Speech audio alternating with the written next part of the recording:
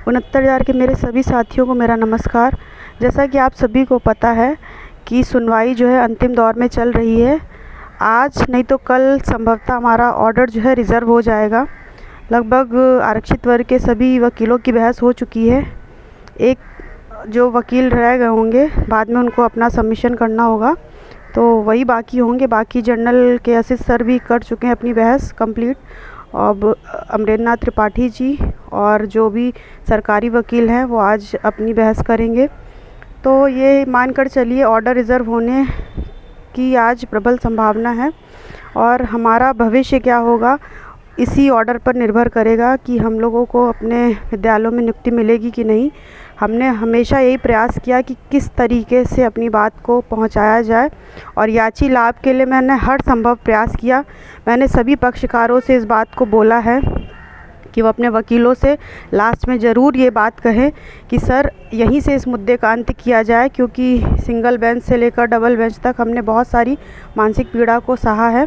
तो अब हम लोग सुप्रीम कोर्ट तक जाने के लायक नहीं बचे हैं और आप जानते हैं अगर मामला सुप्रीम कोर्ट गया तो ये लड़ाई अधूरी रह जाएगी और मिलेगा किसी को भी कुछ भी नहीं। तो हम लोग का यही प्रयास होना चाहिए कि यहीं से जो भी हो सके अपने सभी वकीलों से लास्ट में ये कहलवा दिया जाए और सरकारी वकील पे हम दबाव बनवाने के लिए हर संभव प्रयास कर रहे हैं और इसके लिए मेरा प्रयास जारी है। हमने माननीय राजभर जी से कई बार मुलाकात करी उनके माध्यम से अपनी बात को पहुंचाने के लिए और हमें पूर्ण आश्वासन मिला है कि हमारी बात को वहाँ तक पहुँचाया भी गया है।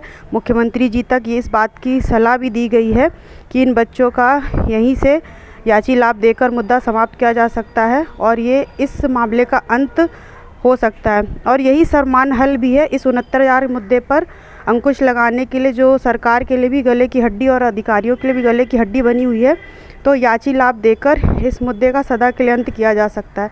तो जो संभव प्रयास हो सकता था मैंने माननीय राजभर जी क्या उन्हें कई बार इस बात की चर्चा करी, उनके ऑफिस में जाकर उनको बताया कि सर हमारी बात को आप आगे पहुंचाइए। ज्ञापन के माध्यम से सर को अपनी बातें पहुंचाने का कार्य किया है और एक बार नहीं लगभग 8 से 10 बार अभी तक मैं यहाँ पर आ चुकी हूँ और उन्होंने मुझे ठोस आश्वासन दिया है कि आपकी बात मुख्यमंत्री जी तक पहुँचाई गई है।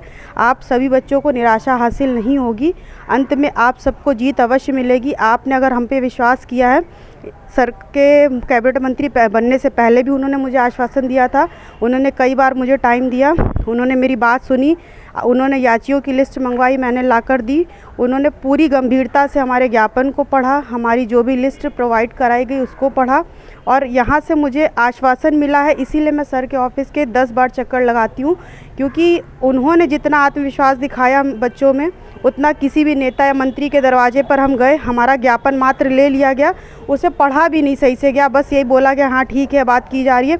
मगर जितना इंटरेस्ट माननीय राजभर जी ने दिखाया है उतना इंटरेस्ट किसी मंत्री ने नहीं दिखाया हमारे ज्ञापन को लेकर। तो हमें यहाँ से पूर्ण विश्वास है कि हमें सफलता अवश्य मिलेगी। और आप सभी को मैं बता दूँ कि सर के कार्यालय से मुझे फ़ोन आया था, तो उसी अपने ही मुद्दे के लिए उन्होंने मुझसे कुछ बातें पूछी हैं, मैं सोशल मीडिया पर अभी नहीं डिस्क्लोज़ कर सकती हूँ। अगर हमें सफलता मिल जाएगी तो ये मानकर चलिए माननीय राजभर जी का इसमें बहुत बड़ा योगदान रहेगा। कल भी उनकी मुलाकात हुई है मुख्यमंत्री जी से और वो हम बच्चों की पीड़ा को समझ रहे हैं और उन्होंने मुझे पर्सनली एक बार नहीं 2-3 बार ये आश्वासन दिया है कि आपकी बात हमने मुख्यमंत्री जी तक पहुँचा दी है, आप लोग को ज़रूर सफलता मिलेगी। तो इसी आशा से आज मैं अंतिम बार यहाँ पर फिर से आई हूँ अपने याची लाभ की बात करने। मुझे बुलाया गया था, कार्यालय से फ़ोन आया था, तो इस मुद्दे पर मैं चर्चा करने आई हूँ। ईश्वर ने चाहा तो हम लोग को याची लाभ मिलेगा और हम लोग को नियुक्ति भी मिलेगी। धन्यवाद।